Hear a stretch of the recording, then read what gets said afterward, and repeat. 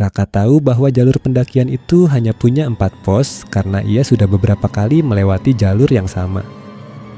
Tapi malam itu, setelah mereka meninggalkan pos 4, tiba-tiba muncul sebuah bangunan kayu dari balik kabut. Di atas pintunya ada papan bertuliskan pos 5. Teman-temannya mengira itu keberuntungan dan mereka masuk untuk beristirahat. Mereka semua tidak tahu bahwa siapapun yang singgah di pos tersebut dengan kesombongan, maka tidak akan pernah bisa pulang lagi. Kalau kalian penasaran seperti apa kelanjutannya, simak video ini sampai selesai.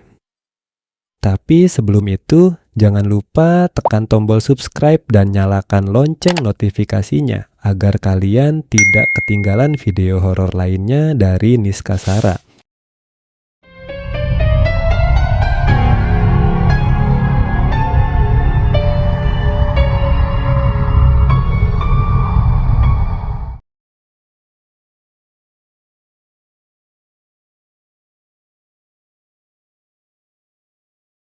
Raka bukanlah pendaki yang ingin mendaki gunung hanya untuk menunjukkan kehebatannya.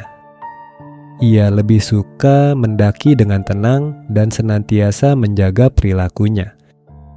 Baginya, gunung bukanlah tempat untuk bersombong diri karena ada beberapa hal di gunung yang mungkin tidak terlihat namun tetap harus dihormati.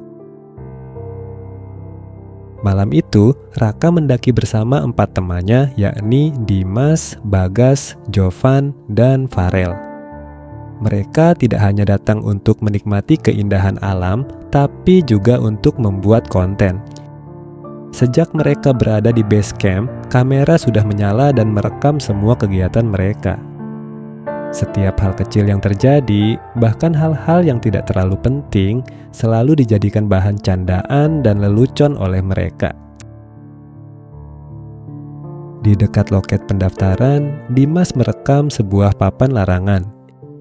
Papan larangan bertuliskan pesan kepada para pendaki untuk senantiasa menjaga ucapan dan perilakunya demi menghormati mereka yang tidak kasat mata.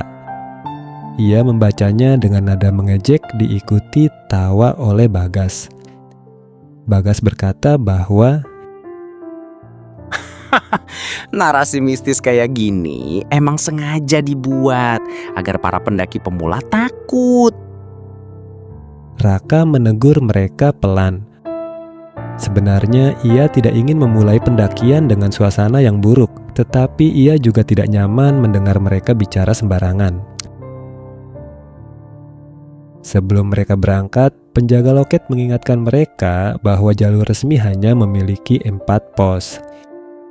Jika mereka melihat pos lain setelah melewati pos 4, mereka diminta untuk terus berjalan dan tidak singgah, karena itu bukanlah tempatnya manusia.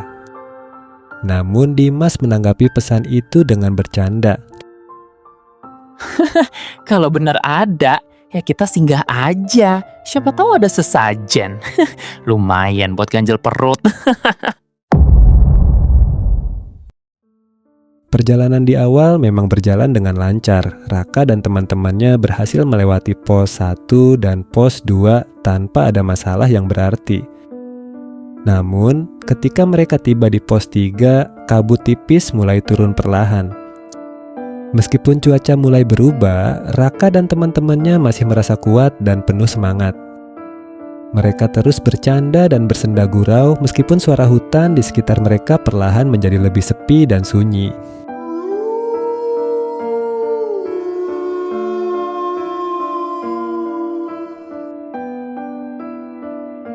Menjelang gelap, mereka akhirnya tiba di pos 4.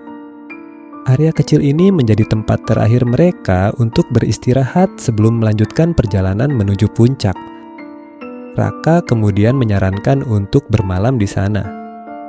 Ia tahu bahwa setelah pos 4, tidak ada pos lain yang tersedia. Kabut yang mulai turun terlalu cepat juga seolah memberikan pertanda tidak baik. Dimas tidak mau bermalam di pos 4 karena dia ingin menyaksikan matahari terbit. Bagas, Jovan, dan Farel memutuskan untuk ikut Dimas. Sebelum berangkat, Raka mengingatkan pesan dari penjaga loket. Dimas hanya tersenyum dan mengatakan, Justru kalau bener pos itu ada, kita harus singgah di sana. Kalau ada setannya, pasti kontenku bakal viral. mereka akhirnya beranjak pergi dari pos 4. Tak berapa lama, jalur yang dilalui mulai berubah aneh. Seharusnya mereka mulai memasuki area yang terbuka, tapi malah membawa rombongan ke dalam hutan yang semakin lebat.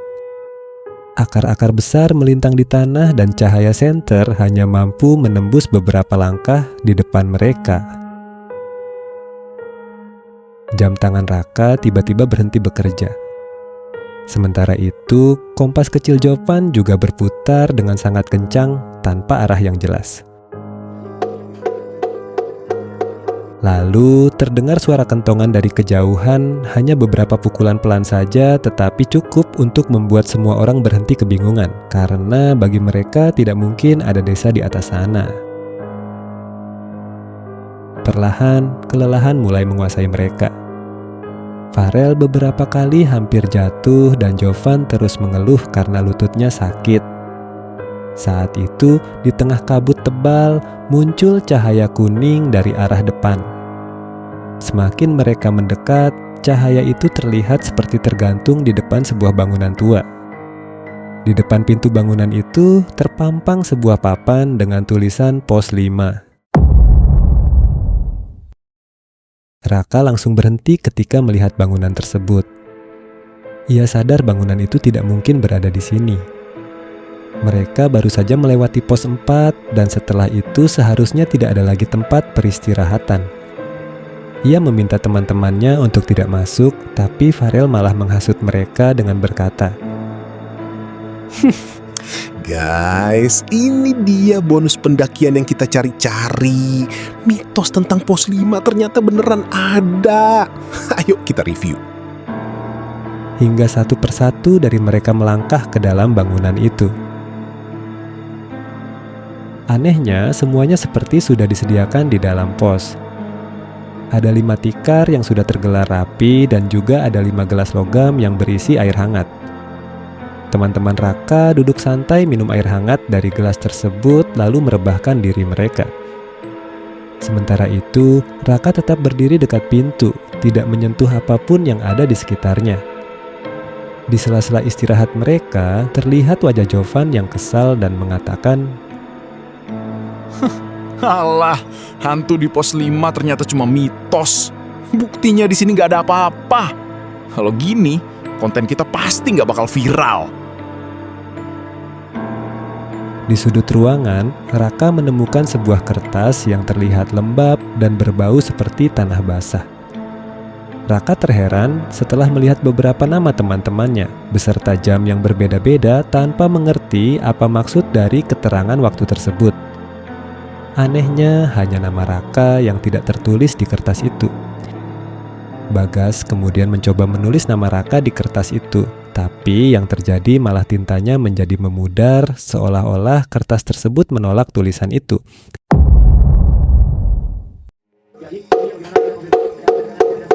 Pos mendadak hening ketika suara kentongan terdengar lagi. Kali ini terdengar seperti dari jarak yang sangat dekat. Bunyi kentongan itu membuat Dimas mendadak berubah menjadi aneh. Ia mendengar suara ibunya memanggil dari luar pos, lalu ia berjalan namun dalam keadaan tertidur.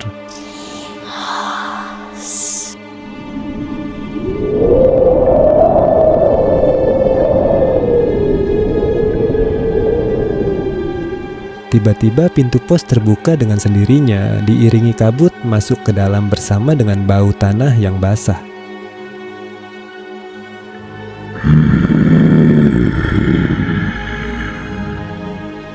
Di luar pos 5, tiba-tiba muncul sosok tinggi berkulit hitam beserta beberapa pasukannya.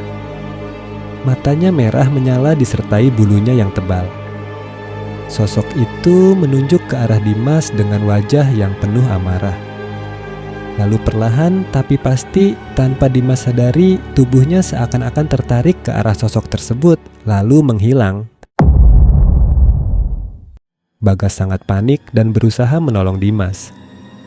Tapi tiba-tiba lantai di bawahnya bergetar hebat. Lalu dari celah papan yang retak, tangan-tangan hitam muncul dan mencengkeram kakinya dengan keras. Raka, Jovan, dan Farel berusaha menariknya sekuat tenaga, tetapi mereka mendengar bisikan-bisikan aneh yang datang dari bawah.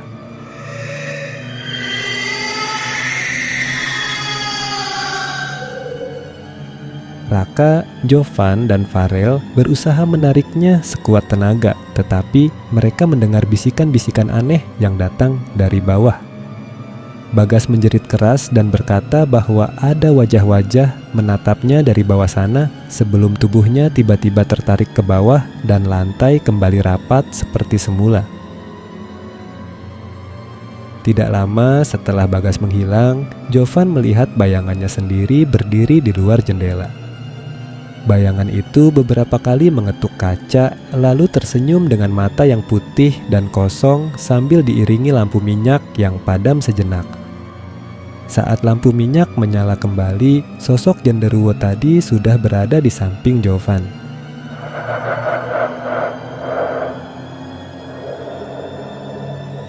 Dalam sekejap, Jovan menghilang dan hanya meninggalkan bekas telapak tangan berwarna hitam di dinding.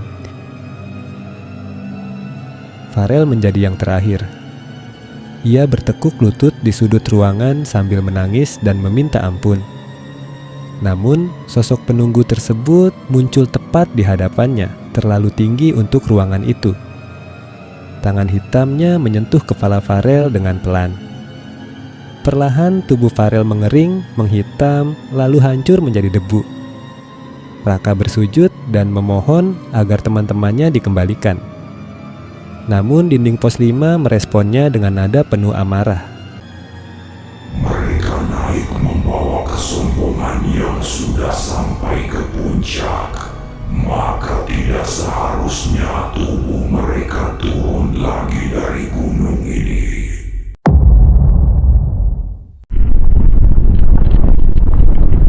Lampu minyaknya mati, disusul oleh getaran yang seolah-olah sedang menarik pos 5 keluar dari dunia nyata.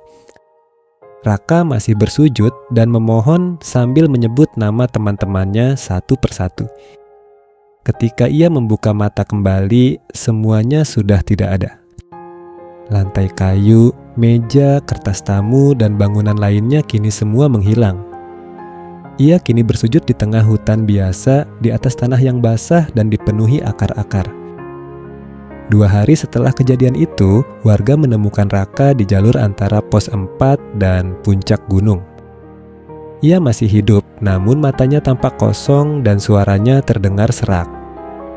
Ia terus mengulang kata-kata yang sama. Tolong maafkan teman-teman saya dan kembalikan mereka. Tim SAR kemudian menyisir area tersebut, tetapi mereka tidak menemukan bangunan, barang bawaan, jejak kaki, atau bahkan tubuh teman-temannya. Selesai sudah cerita kali ini. Kalau kalian suka dengan video ini, jangan lupa bantu dukung video ini dengan menekan like dan share ya. Tulis juga di kolom komentar kalau kalian ingin request pembahasan horor lainnya.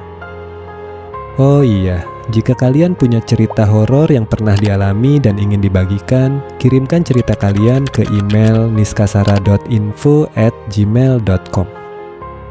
Terima kasih sudah menonton video ini sampai akhir dan sampai jumpa di video lainnya.